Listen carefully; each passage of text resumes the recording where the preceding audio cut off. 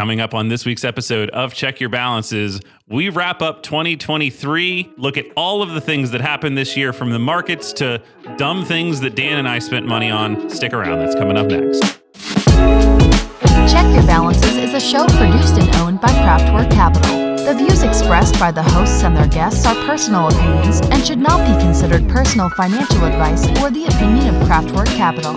All investments have risk and may lose money. Consult with your financial advisor, tax preparer, or attorney prior to implementing anything discussed, and please do not use this show as the sole basis for financial decisions. Welcome back to another week of Check Your Balances, and Happy New Year to all of you out there.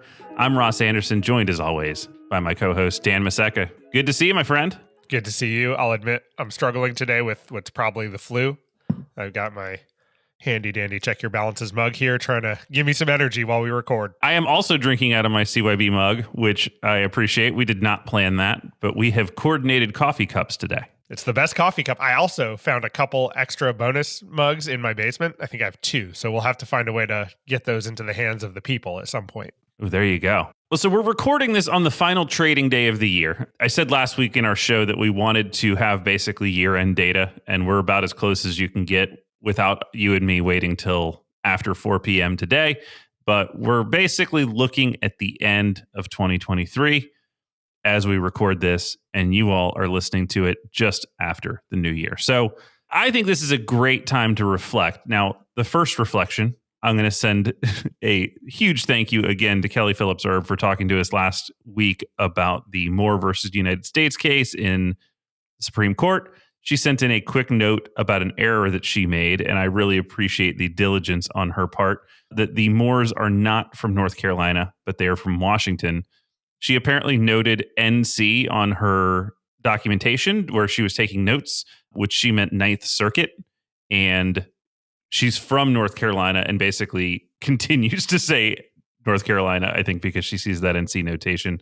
But either way, just wanted to clarify that. I don't think that materially changed anything from our show, but we appreciate her diligence.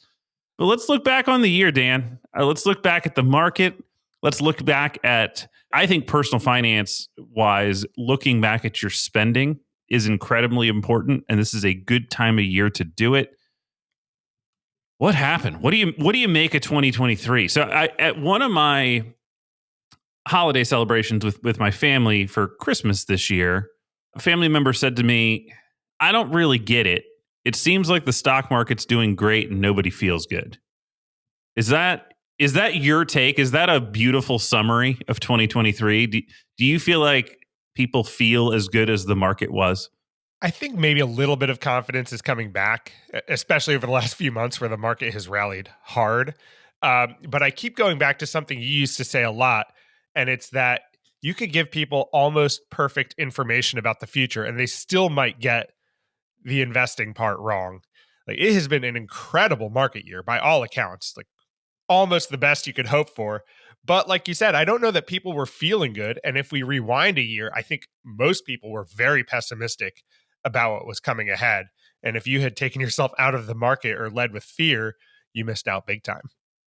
I mean, something like 75% to 100% of economists at this time last year were saying we're going to have a recession in 2023.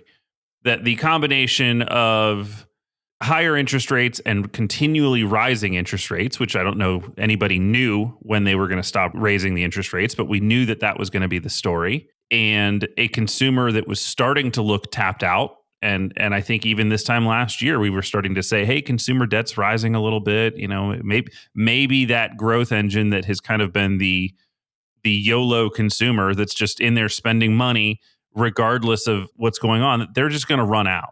And that hasn't really happened yet. And I think that I'm not going to call it that they nailed it yet, because I'm seeing some articles say that, but the Fed looks like they've been more right than wrong so far on what needed to happen and kind of where to stop the pain. Yeah, I agree with all of that, and also agree with the fact that even though we might not be in a broad-based recession, there are certainly certain industries that are feeling the pinch more than others, and it doesn't mean that we're at the end of the line either. Like, next year could be very painful for all I know as well.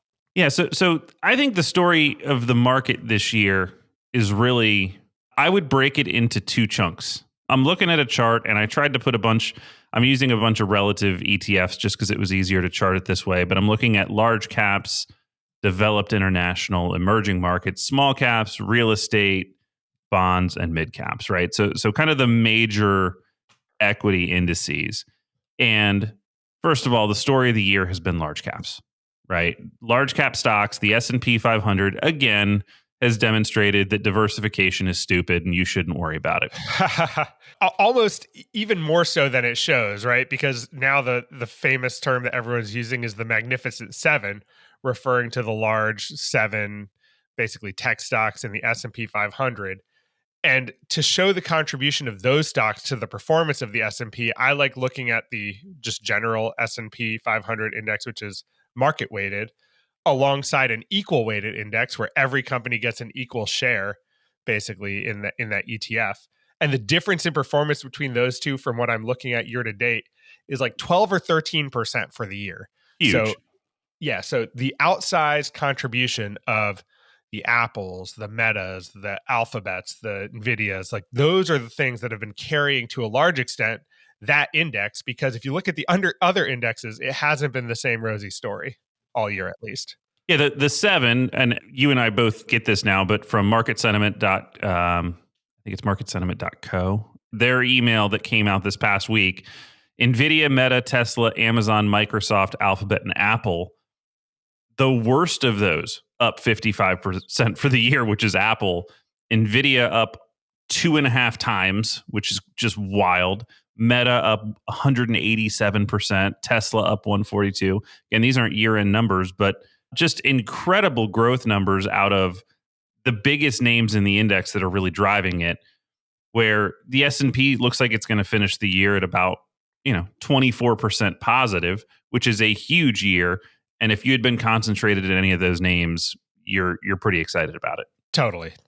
So yeah, just missing out on those, which it would have been easy to do if we rewind a year. The story for Meta was not very rosy. Like, people were very worried about the way they were spending money, and just missing that would have missed one of the best performances that you would have had out of any large cap company. Yeah, so I thought this was kind of interesting, and I was looking at them, and again, we don't recommend specific stocks on our show, but the SG&A expense for Meta in the September 30, 2022 reporting period, $7.16 billion.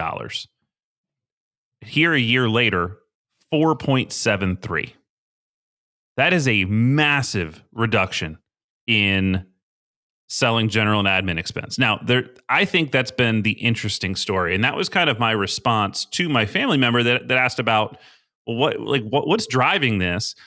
And I think the story for a lot of these tech companies is that they started demonstrating to the market that they've got a lever in their bag that I'm not sure we all knew that they had, which is that we can put our thumb on expenses in a way that doesn't harm our business, that does not destroy revenue and momentum, but that brings profit to the bottom line in a way that we're just not used to seeing. Because the story in a zero interest rate environment has been growth. If you can grow revenue, if you can continue to increase your sales, almost nobody cared if you were actually making money. Nobody really cared if you were that profitable. The Amazon model has been reinvest. We don't care if you're profitable as long as you're getting bigger. And that all shifted in a higher interest rate environment.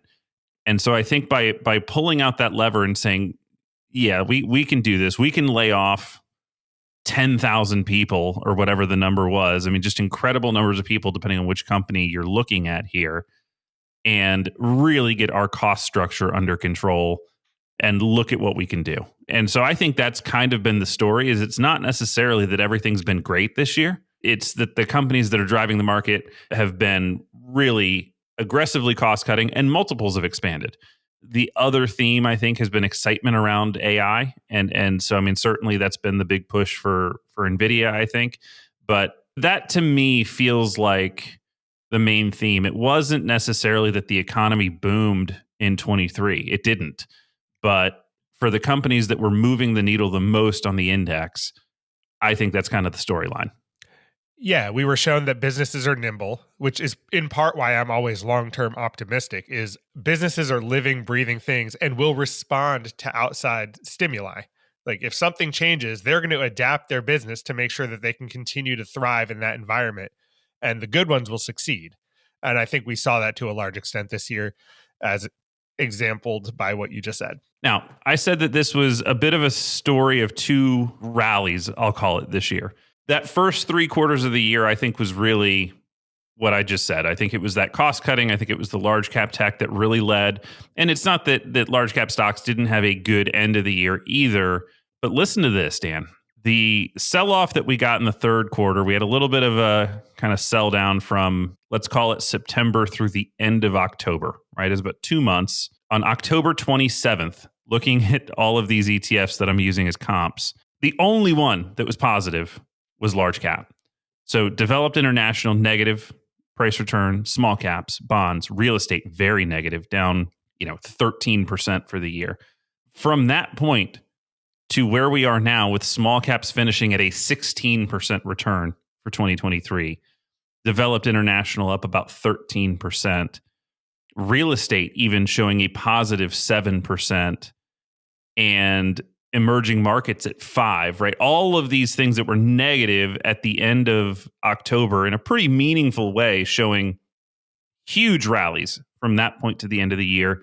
And that really seems to be on the optimism that we are at the end of the rate hike cycle and potentially talking about cuts.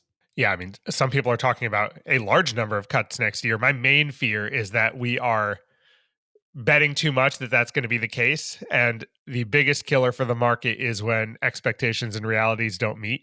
So we might be in good shape. I just hope that, if those 5 rate cuts don't come next year, people aren't going to throw everything down the toilet again. I mean, it's almost the exact opposite of last year, right? When everything is super gloomy, all you need to do is not have the worst case scenario happen, and markets can outperform. And when the markets are expecting absolute gold, I think that's at the highest risk. So if you're looking at your portfolio, we're not calling for market crashes. You hear that every day. I'm so tired of hearing guys that do nothing but call for market crashes say it's here, biggest bubble ever. Maybe. I don't know. I don't even have a strong opinion in that way, other than to say you're wrong 75% of the time if you're calling for negative market years. But if you're expecting the same type of optimism, I think a lot of it is checking those expectations, right? Are your expectations properly aligned with reality? And this is a good time to reevaluate a portfolio.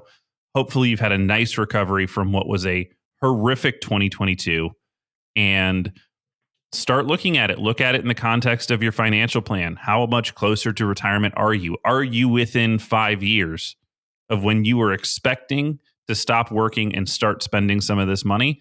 If that is the case, you should be thinking about the de-risking process.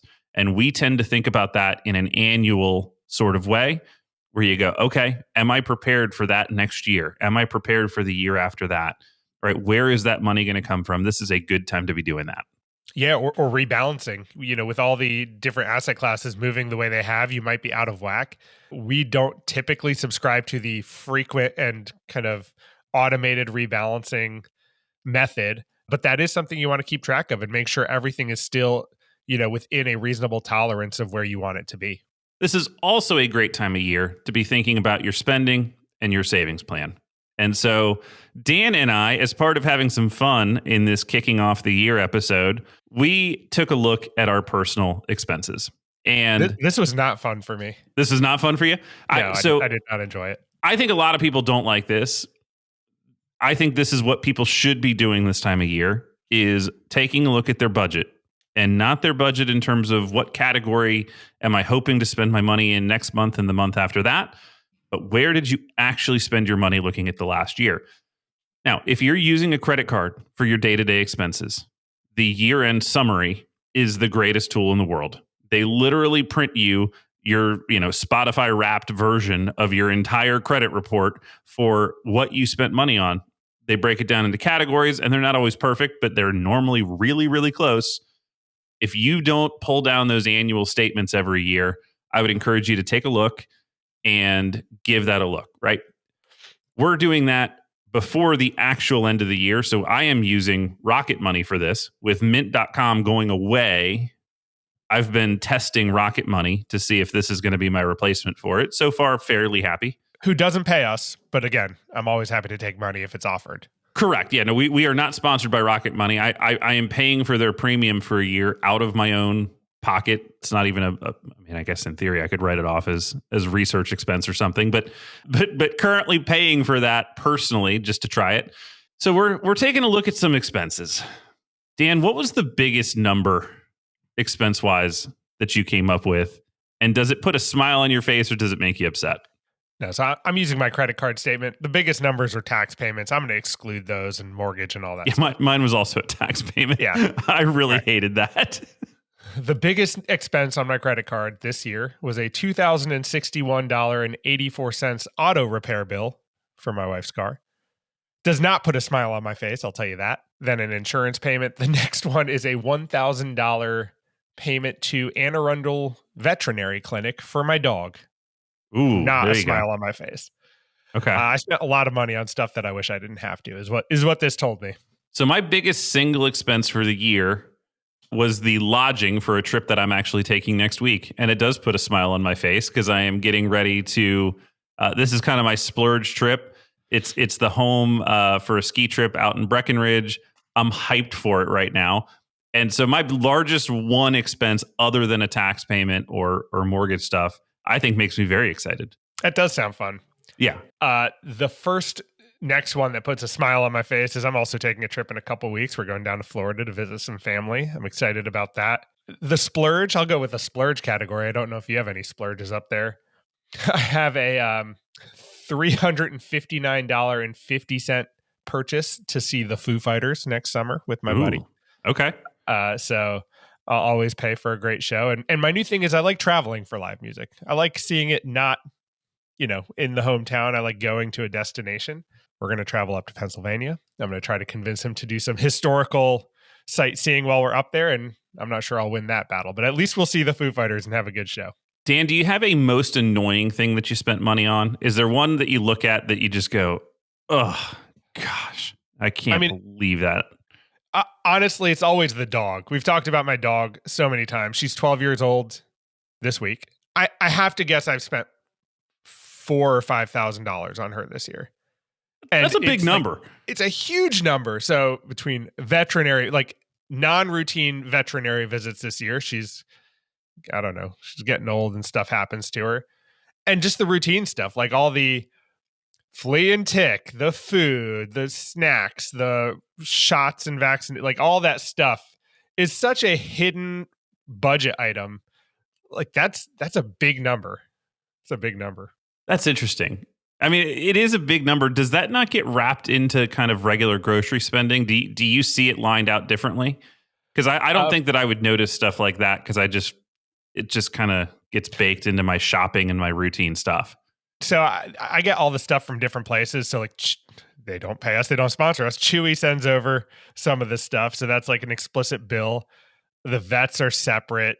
Her flea and tick is from somewhere else, which I had to buy yesterday. $190 for a 6 months supply of this stuff. It's a family member, Dan. It's why I spend it. Yeah. That's why I spend it. But it's just crazy. I wonder like how normal people account for that in their budget because it's certainly not earmarked on mine. $500 a month dog.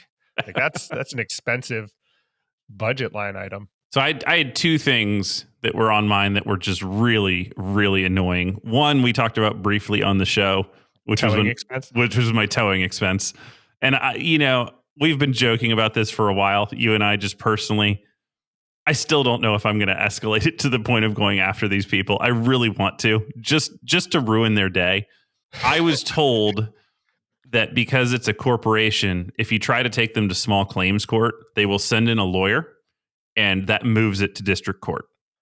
So that makes it a little bit less interesting to me because your standards of evidence change and all sorts of stuff changes. So I was thinking you get a small claims court, they're not allowed to use a lawyer, and I just get to tell a judge what a jerk this towing company is. And it sounds like what's going to happen is if I do that, they will immediately come back and say, okay, we are willing to deal with this case, but we're going to send our attorney in and it's going to move to a much higher level of court and standard of care there. So I think I've got I think I can make a case, but it's kind of this like, am I willing to invest the time for what was lost there? It makes me super annoyed. The other one, when I dropped my phone, and the glass didn't even crack, but the screen under the glass cracked, and the number of things that I have on 2-factor authentication, I was completely shut down for a day. I mean, just a whole day of like, you're not going to do anything today. Whatever you thought you were going to do, you're going to Best Buy and getting a new phone right now. And this is what was so annoying about it. So not only did I have to go buy a new phone, when you go to transfer your old cell phone to your new one, you have to unlock it. And so if your screen doesn't work, you can't unlock it to even transfer it. So even to get all of my data from one phone to the other, I had to buy a new phone. Then I had to go to a screen repair place, have them put a new screen on it just for an hour so that I could transfer the data, because otherwise I couldn't get into anything. I mean, I can call and I can get into like our business tools if I have to, and we've got backups on how we get into that stuff. It was actually an interesting kind of test of our disaster recovery process. Not that breaking a phone should be a disaster, but I think the phone replacement itself was like $500-600, and yeah, that's just the dumbest money. I hate that. Right. Just buying a new phone on its own is annoying. To have to go through the headache of repairing your soon-to-be discarded phone is just salt in the wounds. Yeah, that was a rough one. Did you have a silliest thing? Is there something you looked at where you were like, well, that's just ridiculous? Like, not that it's annoying, but just something goofy that you bought. I'll tell you mine while you're thinking about it. Okay. I loved the show Ted Lasso.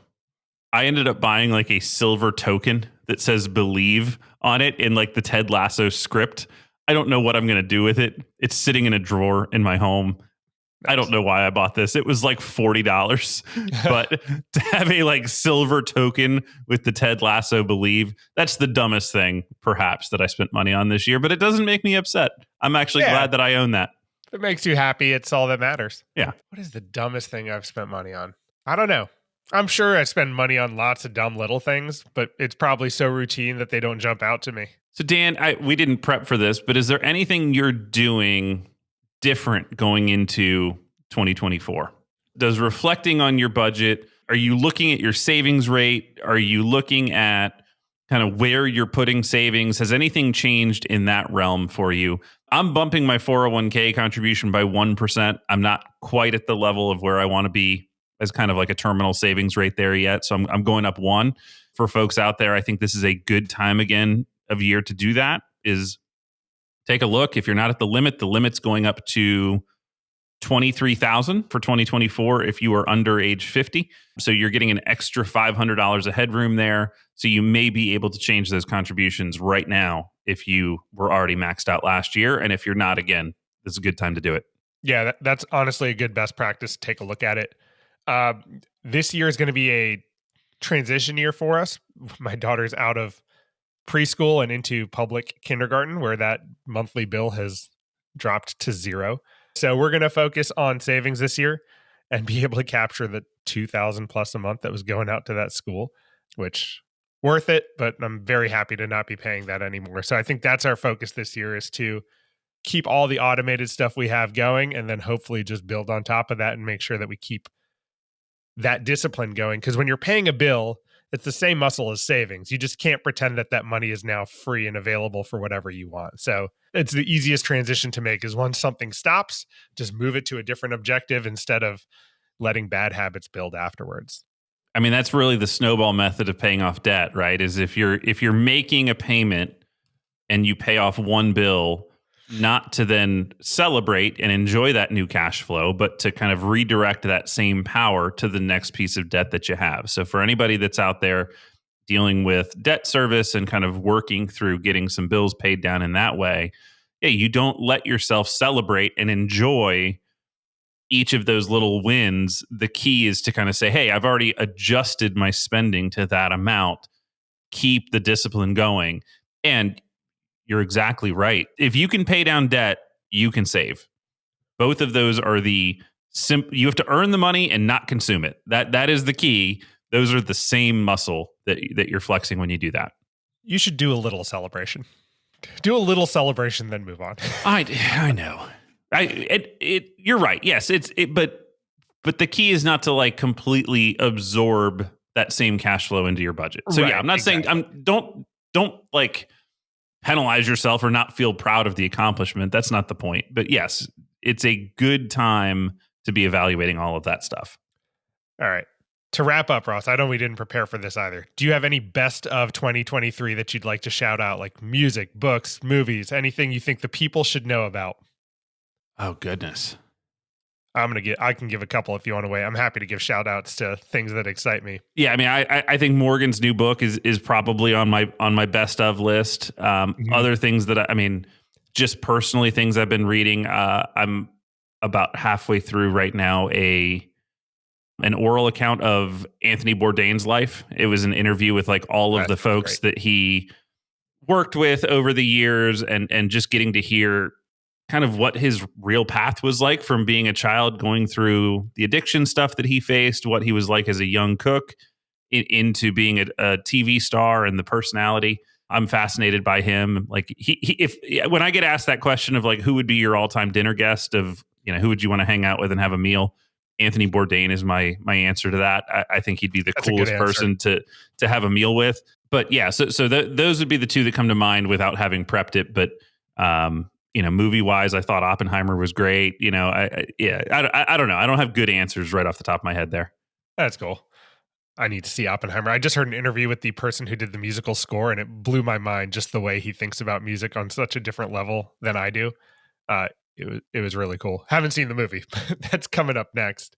Geddy Lee, the bassist and vocalist for Rush's new autobiography, My Effin' Life. Incredible. Highly recommend it to any music or non-music fan.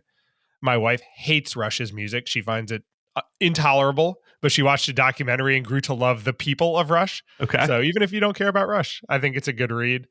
If you like good old honky tonk music, I'm going to throw out Ellis Bullard to check out. Small time Texas band, Ellis Bullard. It's real fun. So give them a follow.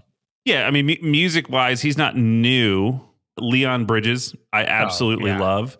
And if I can get my phone and remember this guy's name, Spotify recently recommended an artist for me that I was unfamiliar with and started listening to recently.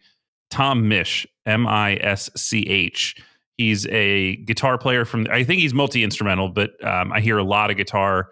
Guy from the UK, plays kind of real disco-y, kind of hip-hoppy drums, but real funky.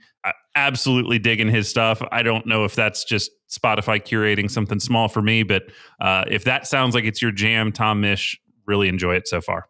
Do you remember off the top of your head who your number one Spotify wrapped artist was? It was Leon Bridges, actually. Nice. Yeah, it was the song Bad Bad News by Leon Bridges was my number one song of the year. Love it. Mine was Lucas Nelson, Willie's son. He's got some great stuff too. That's awesome. I always think it's funny when we talk music and our worlds like rarely overlap. I think Leon Bridges is probably in our interlocking circle. That's in our small Venn diagram of things that you and I both listen to. Yeah, absolutely. Yeah. Well, we hope everybody had a great 2023. And if you didn't, it's over. We are on to the next one. Even if it's just a symbolic closing of one chapter and opening of another, we're wishing everybody prosperity and happiness this year. We look forward to continuing to develop our show. And if you've got things that you want to hear us talk about, check your balances at outlook.com is the email address. That's where you can find me and Dan. We'd love to know what's on your mind. As you look at your spending, is there anything funny that you see? Is there anything that comes to mind as like, oh my gosh, that was dumb? We'd love to hear from you. Thanks so much for tuning in last year, and we're looking forward to a great 2024 with you.